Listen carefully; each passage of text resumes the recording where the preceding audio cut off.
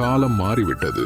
ஒருவர் இல்லை என்றால் அவரை சார்ந்தவர் அழுது கவலைப்பட்டு வாழ்க்கை என்னவாகுமோ என்று எண்ணும் காலம் மாறிவிட்டது. காரணம், மனிதர்களுக்கு மதிப்பு இல்லை, உறவினர்களுக்கு உரிமை இல்லை, ஆசை மனைவியுடன் அன்பாய் பேச நேரம் இல்லை, தான் பெற்ற பிள்ளைகளோடு மகிழ்ச்சியாய் விளையாட ஆர்வம் இல்லை. மெஷின் போன்ற வாழ்க்கை, மெஷினுடன் தான் வாழ்க்கை.